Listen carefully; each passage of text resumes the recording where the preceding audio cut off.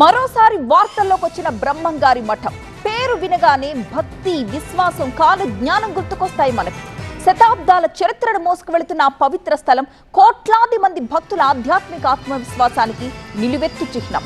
కాలజ్ఞాని శ్రీ పోతులూరి వీరబ్రహ్మేంద్ర స్వామి ఆశీర్వాదంతో వెలిసిన ఈ మఠం కాలాన్ని ముందుగానే చెప్పిన మహానుభావుడికి సాక్ష్యంగా నిలిచింది.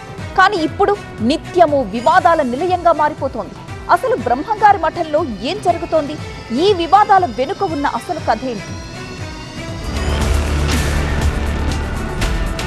గత నెల 26న దాదాపు 4.5 సంవత్సరాల తర్వాత బ్రహ్మంగారి మఠానికి కొత్త మఠాధిపతి నియామకం జరిగింది. ధార్మిక పరిషత్ చొరవతో 12వ మఠాధిపతిగా వెంకటాద్రి స్వామిని తాత్కాలికంగా నియమించారు. దీంతో వివాదాలు సద్దుమణుగుతాయని భక్తులు భావించారు.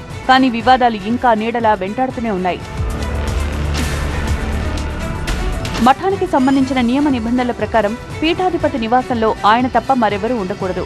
మఠానికి సంబంధించిన అన్ని కార్యకలాపాలు, పూజా కార్యక్రమాలు, నిర్ణయాలు అన్ని ఆ నివాసం నుంచే నిర్వహించాల్సి ఉంటుంది. ప్రస్తుతం అందులో దివంగత మఠాధిపతి వీరభోగ వసంత వెంకట స్వామి 2వ భార్య మారుతి మహాలక్ష్మి ఉన్నారు. నియమాల ప్రకారం మఠం ఖాళీ చెయ్యాలి అన్నది ప్రస్తుత మఠాధిపతి వెంకటాద్రి స్వామి వాదన. 1964లో ఏముంది, మఠాధిపతి మరణించిన తక్షణమే ఆ ఇల్లు ఖాళీ చేయవలేను అని ఉంది. ఆ తదుపరి ఎవరు మఠాధిపతి అవుతారో ఆ మఠాధిపతి ఫ్యామిలీ మాత్రమే అక్కడ ఉండాలని చెప్పేసి జడ్జిమెంట్ కాపీ కూడా వచ్చింది.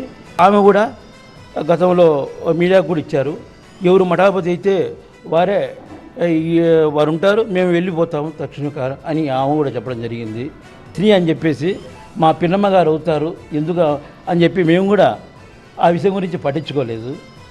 తర్వాత అప్పుడు ఆ 4 ఏళ్ల కాలంలో నా పైన ప్రాణభయం ఉందని ఎస్పీ గారు కూడా కంప్లైంట్ చేసింది. ఈరోజు నేను వచ్చాను, నాకు కూడా ప్రాణభయం ఉంది కదా ఆమె వలన. ఆమెను మఠాధిపతి వచ్చిన తక్షణమే ఆమె ఖాళీ చేసి ఎక్కడికన్నా ఏదైనా గృహం ఉండవలసింది. మఠానికి సంబంధించిన ఆస్తులు, పత్రాలు, కార్యకలాపాలు అన్నీ తన నియంత్రణలో ఉండాలి కాబట్టి ఆమె అక్కడ ఉండకూడదంటున్నారు వెంకటాద్రి స్వామి. పైగా ఆమెతో తమకు ప్రాణభయం ఉందని కూడా ఆరోపిస్తున్నారు. మరోవైపు ఈ వాదనలను పూర్తిగా ఖండిస్తున్నారు మారుతి మహాలక్ష్మి. తనకిద్దరు చిన్నపిల్లలున్నారని, దివంగత మఠాధిపతి భార్యగా తనకు ఇక్కడ ఉండే హక్కు ఉందని ఆమె స్పష్టం చేస్తున్నారు. పైగా కోర్టులో కేసు నడుస్తోన్న నేపథ్యంలో తాను ఇళ్లు ఖాళీ చేయాల్సిన అవసరం లేదంటున్నారు మారుతి మహాలక్ష్మి. భర్త చనిపోయినాక ఎవరు ఇంకా మఠాధిపతి నిర్ణయం జరగలేదు, అంతవరకు మేము ఉండొచ్చు. నిర్ణయం జరిగినాక ఎవరైతే ఆ మఠాధిపతి అవుతారో వాళ్ళు ఉండించుకుంటారో లేకపోతే పంపిస్తారో అది వాళ్ళ ఇష్టం. ఇప్పుడు మైనార్ పిల్లలు ఉన్నారు, నాకు పిల్లలు. అప్పటి వరకు మఠాధిపతి అయ్యే వరకు ఇక్కడ మాకు బాధ్యత ఉంది. ఇప్పుడు నేను మఠాధిపతి భార్య. నేను ఇలా మఠం కేంద్రంగా మరో వివాదం రాజుకుంది.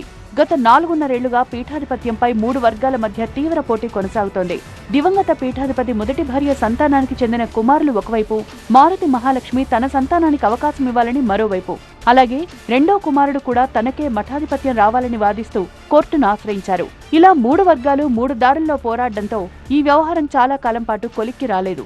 చివరికి ధార్మిక పరిషత్ జోక్యంతో మఠాధిపతి సమస్య తాత్కాలికంగా తొలగినా మరో కొత్త సమస్య పుట్టుకొచ్చింది. ఇప్పుడు దీనిపైన ఇద్దరు తమ తమ వాదనలతో మళ్లీ కోర్టును ఆశ్రయించే అవకాశాలు కనిపిస్తున్నాయి. మొత్తం మీద చూస్తే భక్తి, విశ్వాసానికి ప్రతీకగా నిలిచిన బ్రహ్మంగారి మఠం ప్రస్తుతం వివాదానికి నిలయంగా మారింది.